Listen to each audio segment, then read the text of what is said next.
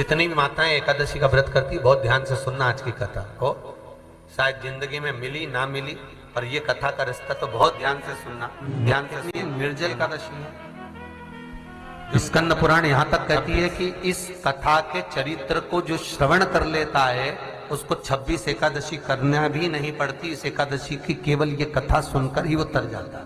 बहुत ध्यान से सुनना इसको, कथा तो बड़े भाव से सुन लो इसको, है? बड़े प्रेम से।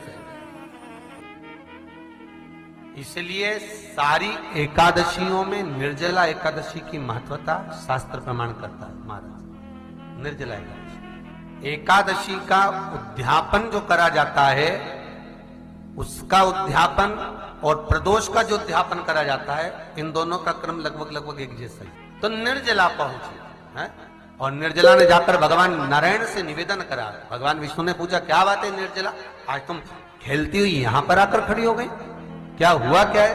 क्या तुमको गौलोक धाम में आनंद की अनुभूति नहीं हो रही जो तुम बैकुंठ में आई हो? निर्जला घूमती घूमती भगवान के सम्मुख में पहुंच गई। भगवान ने पूछ रहे हैं, बार बार पूछा, निर्जला हुआ क्या तुमको?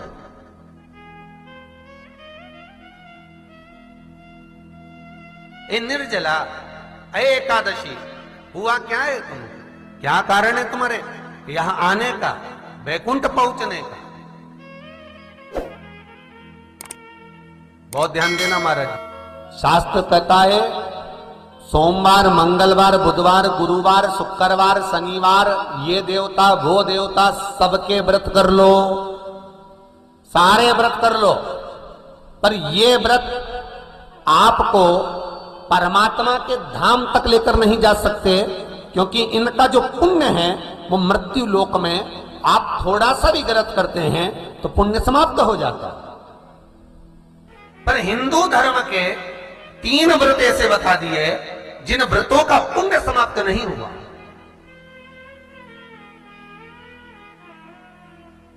हिंदू धर्म के 3 व्रत ऐसे हो गए जिनका पुण्य समाप्त नहीं हुआ महाराज, जिनका पुण्य प्रबलता में बढ़ता गया।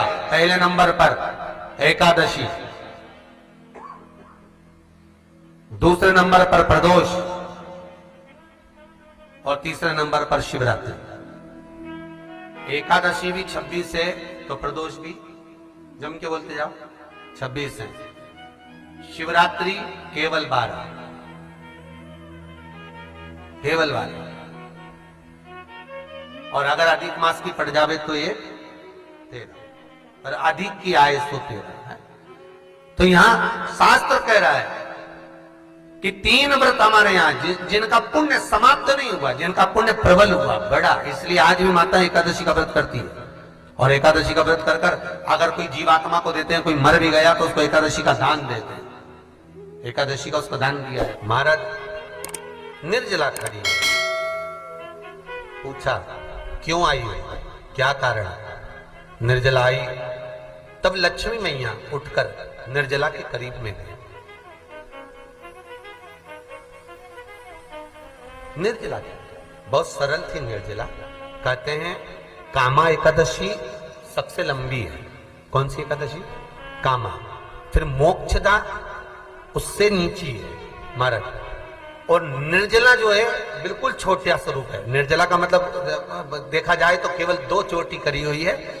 मस्तक पर भोर लगा हुआ है निर्जला के, माथे पर बिंदी लगी हुई है निर्जला के, सुंदर गले में तुलसी की मालाएं पहनी है निर्जला, हाथ में जो हाथ फूल जैसी माताएं पहले पहनती थी, आपको ध्यान में होगा, ऐसा बड़ा फूल होता था, अंगूठियां पड़ी होती थी, हाथ में ऐसा लगा रहता है। तो निर्जला हाथ फूल भी तुलसी के धारण करी।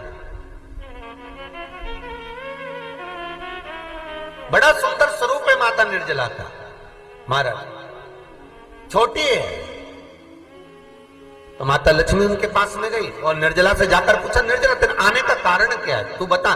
नारायण आपसे पूछ रहे हैं कि क्यों आई हो, किस लिए आई हो, क्या है तुम्हारे आने का कारण? निर्जला ने कहा, मेरी विनती केवल इतनी सी है मां कि मैं ये चाहती हूं कि मैं जीव के प्राण छूटने के बाद उसके प्राणों को जिस समय मैं लेकर जीवात्मा के प्राणों को परमात्मा तक भेजूं, बैकुंठ तक भेजूं, गौलोक धाम तक भेजूं, उस बीच में मुझे ले जाते समय कई नरक भी बीच में पड़ेंगे, कई स्थान ऐसे बैतरणी आदि के स्थान बीच में आएंगे, तो वो स्थान में मुझे रोका ना जाए, मैं सीधे भगवान के धाम पहुंच जाऊं। ऐसी कृपा, ऐसी दया।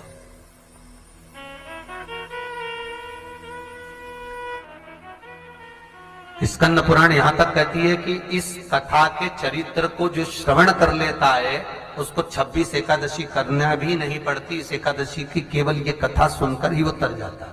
बहुत ध्यान से सुनना इसको, कथा को। सबसे पहला नियम एकादशी व्रत का, सबसे पहला नियम है कि आप जिस दिन व्रत करो उसके एक दिन पहले भक्ति का संचार इस हृदय में कर लो। भक्ति का संचार इस हृदय में कर लीजिए। जिस दिन आप व्रत करो, जैसे एकादशी का व्रत कर रहे हो तो दशमी के दिन शाम का समय जब आवे, रात्रि जब होने लगे, शाम का समय आवे और रात्रि का आप जब भोजन ग्रहण करो तो उस भोजन में कोई ऐसा पदार्थ ग्रहण मत करिए जिस पदार्थ के कारण आपकी एकादशी बिगड़ जाए।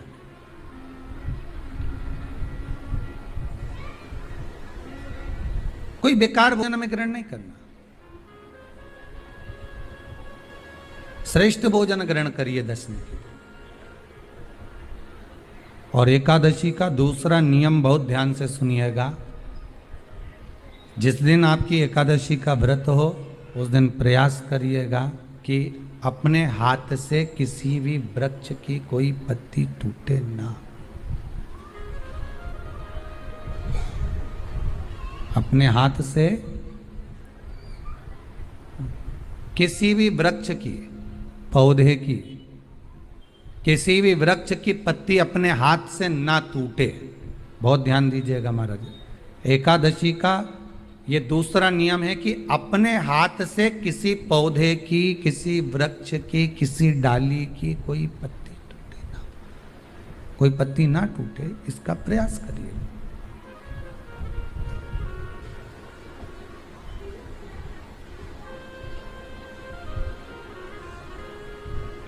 कितना सुंदर व्याख्यान कहा है, कितना सुंदर वर्णन है महाराज कि मात्र एकादशी का व्रत कर लेने पर, मात्र एकादशी का व्रत कर लेने पर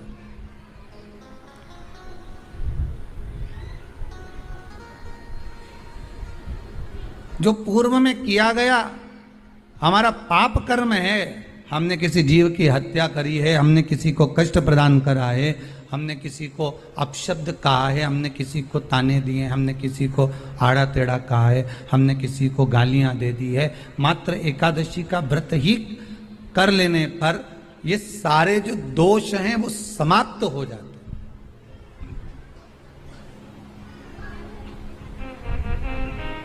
सारे दोष हमारे समाप्ति पर आ जाते हैं।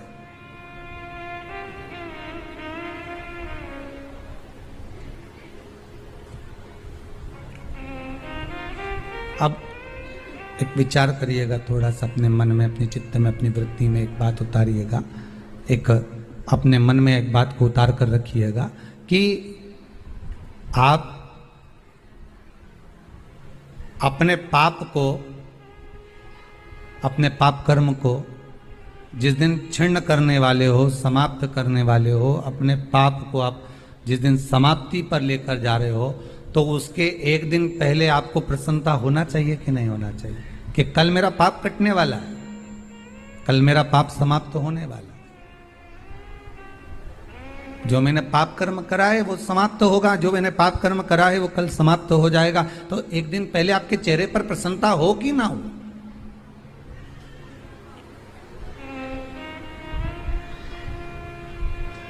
और चेहरे पर वो प्रसन्नता आपके आना चाहिए कि कल मेरा एकादशी का व्रत है, आज दशमी है, कल एकादशी का व्रत है, तो कल मेरी जब एकादशी का व्रत रहेगा तो मेरा ना जाने कितना कितना पाप, कितना असत्य, कितना झूठ, कितना प्रपंच वो समाप्त हो जाएगा। इसमें मुझे प्रसन्नता हो, इसमें मुझे आनंदता हो।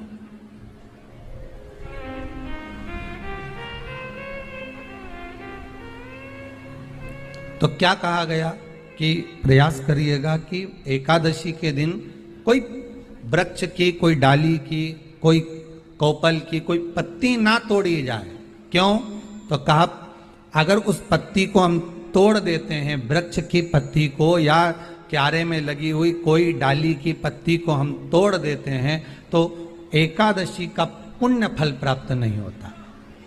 एकादशी का कोई फल हमारे खाते में नहीं जाता, पुण्य फल प्राप्त। अब फिर भले तुम चाहे तुमने मोरधन खाया हो, चाहे तुमने फिर चिप्स खाई हो, चाहे तुमने फिर व्रत का कितना ही सामान खा गए हो और तुमने सोचा कि आज मेरी एकादशी है, तो फिर उसका कोई फल प्राप्त नहीं है, उसका कोई सुख प्राप्त नहीं है आपको, फिर उसका कोई आनंद प्राप्त नहीं है आपको, तो उसमें कोई आनंद की अनुभूति आपको नहीं मिल रही। को याद रखिए, गौदान और एकादशी, श्रीमद वल्लभाचार्य जी ने मायावत का खंडन करा था जगन्नाथपुरी में, और श्रीमद वल्लभाचार्य जी ने कहा था एकादशी मरने के बाद मत दो, एकादशी जीते जी दो। कहा था कि नहीं कहा था?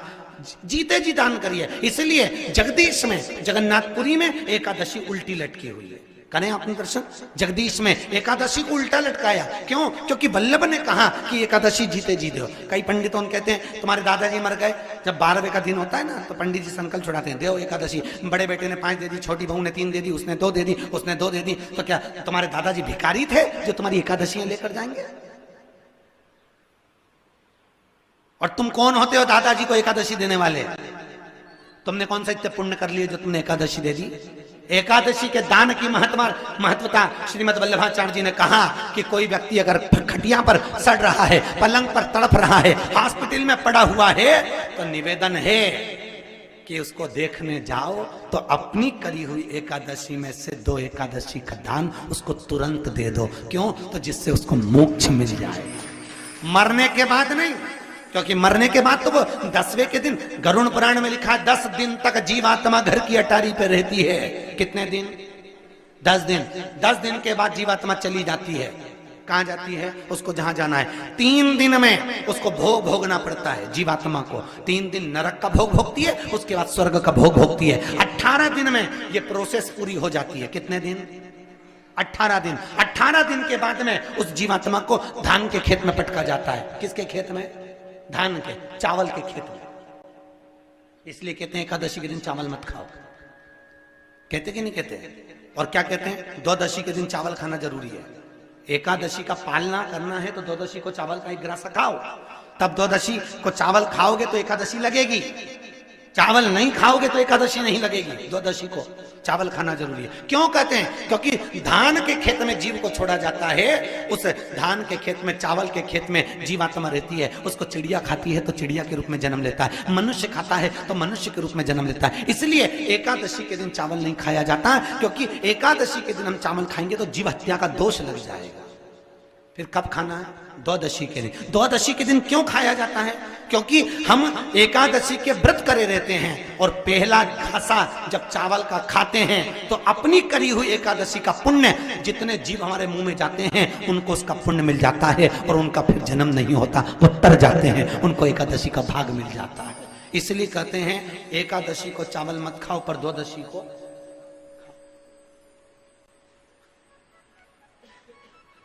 खाइए। 10 दिन तक जीवात्मा है, और आपने एकादशी कब दान दी? बोलो जम के। 12वें के दिन, 13वें के दिन आपने एकादशी का दान दिया, वो मिली उनको? अरे बोलो अच्छे से। कई तो अभी तक कर रही होगी, हमारे दादाजी के निमित्त की कर रहे हैं, कर ले। फिर वही वाली बात आ गई, गुलाब के फूल में पानी जारी है। एकादशी के दिन शंकर भगवान को चावल का दाना चढ़ाना चाहिए कि नहीं चाहिए?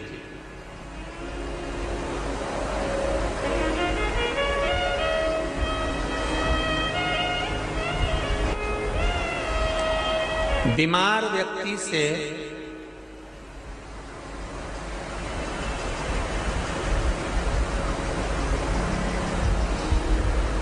कोई बीमार व्यक्ति है, बहुत रोगीला, उसको बहुत रोग है, शुगर है, बीपी है, थायराइड है, सब कुछ है उसको। और वो रोगीला व्यक्ति जब डॉक्टर के पास जाकर पूछे, डॉक्टर साहब मेरी तबीयत ठीक नहीं रहती है, मैं बहुत कष्ट में रहती हूँ, बहुत तकलीफ है शरीर में, और अभी सावन का महीने का व्रत आ रहा है डॉक्टर साहब, 1 महीना में व्रत करती थी पहले, करूं कि नहीं करूं? तो डॉक्टर साहब क्या बोलेंगे?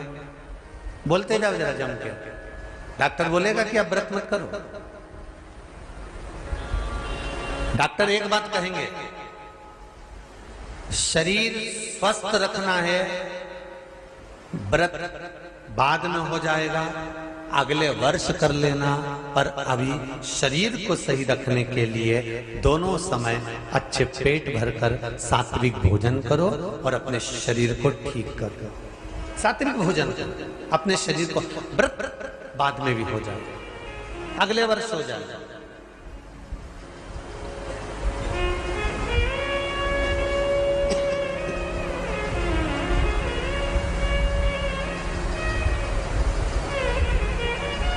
अभी तुम थोड़ा सवेरे 2 बिस्कुट ले लिया करो, सुबह नाश्ता ले लिया करो, भोजन ले लिया करो, फिर दोपहर में कुछ हल्का फुल्का लेकर थोड़ी थोड़ी देर में खाते रहना चाहिए। हो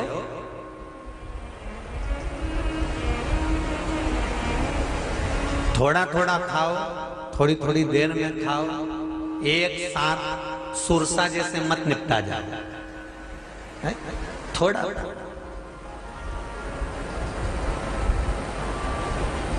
ज्यादा खाओगे और ज्यादा कमाओगे तो दूसरों को कष्ट नहीं होगा, कष्ट खुद को होगा।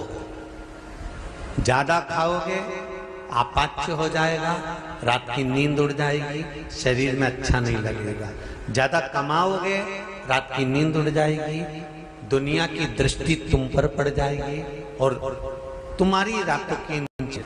कमाओ भी उतना जितना खर्च कर सको और खाओ भी उतना जितना पचा सको। अति सर्वस्व वर्जक। डॉक्टर कहेंगे ये तुम्हारा व्रत जो है ना अगले साल कर लेना, इस साल मत करिए, इस साल तो आराम से भोजन वोजन करो तुम लोग, बढ़िया प्रेम से खाओ पियो। तो उसी तरह किसी ने पूछा कि चावल का दाना एकादशी पर भगवान शंकर को चढ़ा सकते हैं? चावल का दाना शंकर जी को चढ़ाते क्यों है, पहले तो वो समझ लो। बेलपत्री का तो महत्व आपको बार बार बताया कि बेलपत्री शिव जी को क्यों चढ़ाई जाती है, कहीं रोग के लिए, कहीं बीमारी के लिए, कहीं किस कार्य के लिए, कहीं कोई कार्य के लिए, कहीं कोई कार्य के लिए। चावल का दाना अगर हम शंकर भगवान को चढ़ा रहे हैं तो क्यों चढ़ा रहे हैं, उसका कारण क्या है? चावल का दाना शिव को चढ़ाने का केवल एक कारण रहता है कि चावल को अक्षत कहते हैं।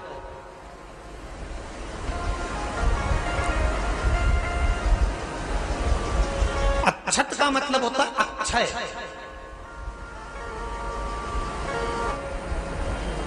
उसका मतलब क्या होता है? अक्षय, जिसका कभी क्षय ना हो। जब हम भगवान शंकर को चावल का दाना चढ़ाते हैं, जैसे बहुत ध्यान दीजिएगा महाराज, बहुत समझने वाली बात है, बहुत ध्यान से।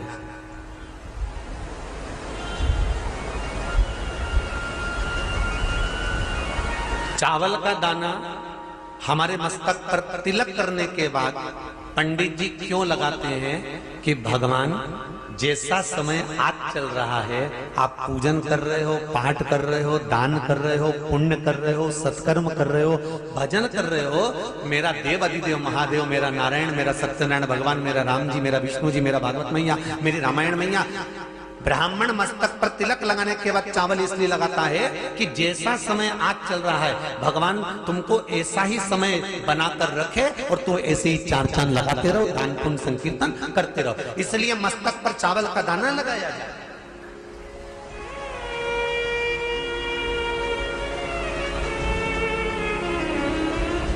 कोई मर जाता है,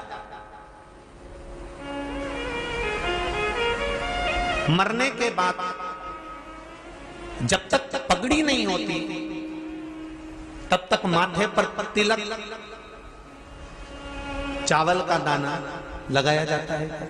जम के बोलो जरा, नहीं लगाते। किसी पंडित जी से पूछो, ब्राह्मण देवता से पूछो, ब्राह्मण देवता ये कोई मर गया, और हमारा तो नियम है कि हम सिर पे तिलक लगाते हैं, चावल लगाते हैं, या पंडित जी से हम तिलक लगवाते हैं, मंदिर जाते हैं तो मंदिर में जाके तिलक लगवा के हम चावल का दाना लगवाते हैं। क्यों नहीं लगाते? उसका कारण क्या है? जब किसी के मरने के बाद 10 दिन तक 12 दिन तक मस्तक पर तिलक क्यों नहीं लगाया जाता? 10-12 दिन तक माथे पर तिलक या चावल क्यों नहीं लगाया जाता? उसका कारण है कि ये जो समय आया है, तुम्हारे यहाँ जो गमी हुई है, तुम्हारे यहाँ कोई मर गया है, तुम्हारे यहाँ किसी के प्राण छूट गए हैं, तो ब्राह्मण इसलिए तिलक नहीं लगाता आपको, इसलिए चावल का दाना नहीं लगाता कि ऐसा दिन भगवान अब ना लाए, इसको अमर ना करे, इसको अक्षय ना करे, इसको प्रबल ना करे। और जब चावल का दाना, तो यहां शिव महापुराण की कथा करी, चावल का दाना हम शिव जी को क्यों चढ़ाते हैं, भगवान को क्यों समर्पित करते हैं, भगवान के पूजन में अक्षत क्यों समर्पित करते हैं, चावल क्यों समर्पित करते हैं, उसका कारण क्या है? तो कहा आज मैंने जब चावल का दाना आपको समर्पित करा है, जिस भाव से, जिस विश्वास से, जिस श्रद्धा से, जिस मन से मैं आपको रिझा रही हूं, हे भोलेनाथ मेरी ये मनोकामना पूर्ण कर, इसको अक्षय कर देना, इसको अमर कर देना, बस इतनी कृपा आप कर। अब किसी ने पूछा एकादशी के दिन चावल चढ़ाए कि नहीं चढ़ाए, तो यहां तो सीधी सीधी बात है, बीमारी देखकर थोड़ी ना आती है कि नवरात्र चल रहे हैं कि सावन का सोमवार चल रहा है, बीमारी तो बीमारी। तुम चावल मत खाओ। तिरुपति कौन कौन गया? हाथ उठाओ। ठीक है। जगन्नाथ जी कौन कौन गया? हाथ उठाओ। हाँ ठीक है। द्वारका जी कौन कौन गया? हाथ उठाओ। ठीक है। बद्रीनाथ कौन कौन गया? हाथ उठाओ। ठीक है। एकादशी के दिन कभी तुम बद्रीनाथ चले जाओ, एकादशी के दिन तुम द्वारका चले जाओ, एकादशी के दिन तुम तिरुपति चले जाओ, एकादशी के दिन तुम जगन्नाथ चले जाओ, एकादशी के दिन तुम्हारी मर्जी पड़े भगवान के किसी धाम में चले जाओ और भगवान को भोग लगाओ और उनकी थाली को झांक कर देखना, उसमें चावल जरूर मिलेगा। उसमें ऐसा नहीं है कि चावल नहीं मिलेगा।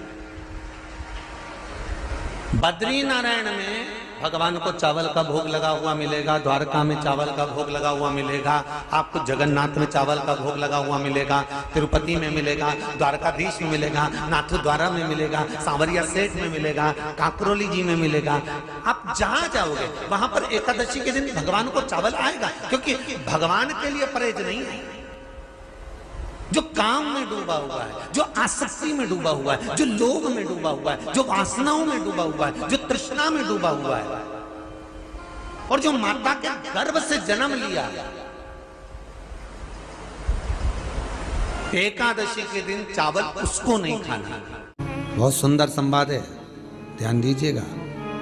जिसके घर में कमाने वाले 2-4 हैं, पैसा तो आ रहा है पर घर में टिक नहीं रहा, डॉक्टर में, पुलिस में, एक्सीडेंट आदि में, कहीं गलत जगह पर व्यसन में अगर पैसा जा रहा है, जुए में, मांसाहार, मदिरा पान, या कहीं आया पैसा आने में कमी नहीं, आ रहा है पर टिक नहीं रहा, रुक नहीं रहा, कोई मांगने आ गया, दे दिया, फिर वहां से अपने पास नहीं आ रहा, अपन कह रहे हैं भैया हमारा पैसा लौटा दो, नहीं आ रहा। तो महाराज शिव महापुराण की कथा कहती है, एकादशी के दिन गंगा के जल में मात्र 7 बेलपत्री डालकर, जो नंदीश्वर भगवान अर्थात जो शंकर जी के शिवलिंग के सामने नंदी होता है, उस नंदी के चरण पर गंगा का जल चढ़ाकर बेलपत्री शिव पर समर्पित कर देता है, उसके घर में रुपया रुकना चालू हो जाता है, फिर वो गलत जगह पर नहीं जाता, गलत स्थान पर वो धन जाएगा ही नहीं। बेटा अगर व्यसन में पड़ा हुआ है, मदिरा पान में पड़ा हुआ है, मांसाहार में, जुए आदि में जा रहा है, तुम्हें लग रहा है कि मेरा बेटा गलत मार्ग पर जा रहा है, ये मित्र दोस्ती गलत हो रही है, वो सही जगह पर आ जाए, करना है एकादशी। हमारे यहाँ इसको शुक्ल एकादशी भी कहते हैं, और कहते हैं ये सती माता ने यही एकादशी के दिन से जो व्रत साधना करना प्रारंभ करी थी, वो सुख देने वाली थी। निवेदन है आपसे, कोई कार्य अटक रहा है, तकलीफ आ रही है, दुख है, लक्ष्मी नहीं आ रही, परेशान हो, 108 बेलपत्र की, जो बेलपत्र होते हैं उसकी इसको छेद तो करते नहीं है सुई से, बेलपत्र की डंडी को बांधते जाओ 108 बेलपत्र की माला बना लो और माला बनाकर भगवान शंकर के गले में शंकर के शिवलिंग को जो चढ़ा देता है उसकी मनोकामना भगवान शंकर पूरी कर देते हैं। अट्ठा एकादशी 108 बेलपत्र की माला बनाकर शंकर भगवान को समर्पित करी जाती है।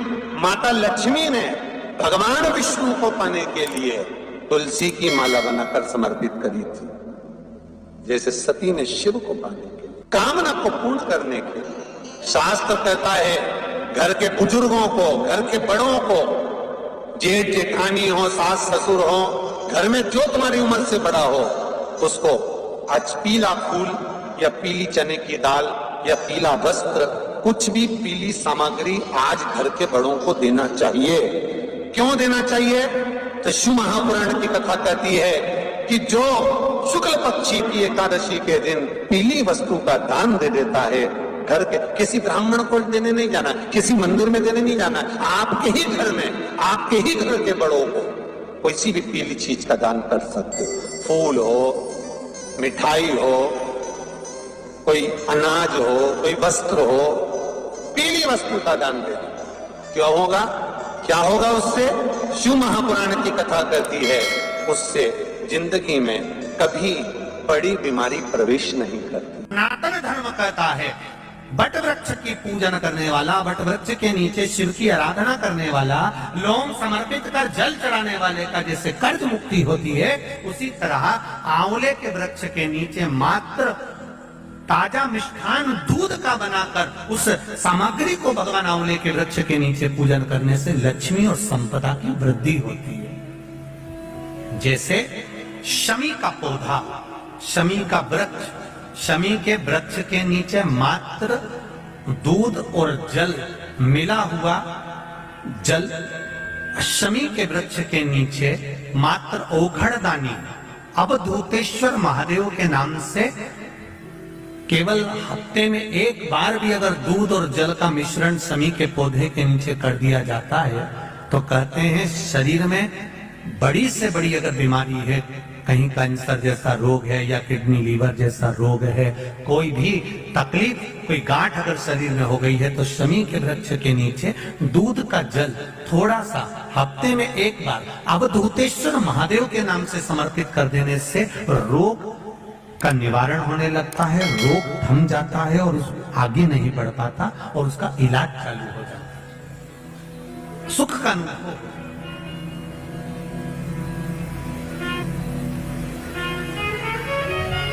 बस एक बात का स्मरण रहे आप, आंवले के वृक्ष के नीचे अगर कोई भोग लगाया गया है पा सकते हैं, पीपल के वृक्ष के नीचे कोई भोग लगाया है पा सकते हैं, बट वृक्ष के नीचे कोई भोग लगाया गया है पा सकते हैं। जिस वृक्ष के नीचे भोग लगाओगे पालोगे, पर शमी वृक्ष के नीचे का जो भोग लगाया गया है वो नहीं पाया जाता। शमी वृक्ष का जो प्रसाद है वो आपको वहीं छोड़ना पड़ता है। शमी वृक्ष का प्रसाद वहीं छोड़